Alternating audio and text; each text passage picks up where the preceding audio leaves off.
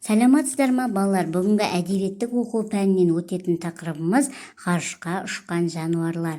Бүгінгі тақырыптың мақсаты мұғалімнің көмегімен қарапайым және нақтылау сұрақтарын қою және оның жауабын шығармадан таба білу. Өз ойын сезімін пайдаланып жеткізу. Балалар, бізде жұмбақтар берілген. Жұмбақтың шешуі күн, ай, жұлдыз. Бұлар балалар аспан денелері. Сондықтан бүгін біз ғарыш туралы өтеміз. Лайка ғарышқа сапар шеккен әлемдегі тұңғыш тіршілік иесі. Ол 1957 жылдың 3 қарашасында Спутник 2 ғарыш кемесімен ғарышқа аттандырылған. Ол 5-7 сағат ғарышта болған.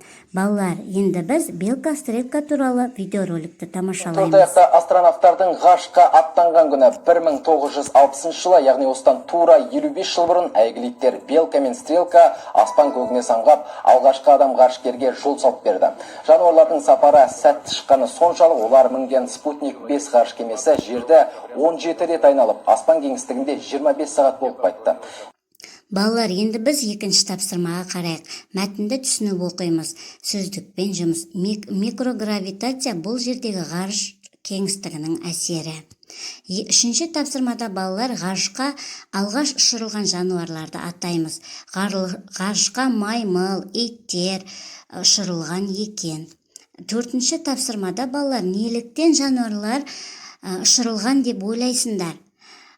Осыларды ауызша жауап бересіздер.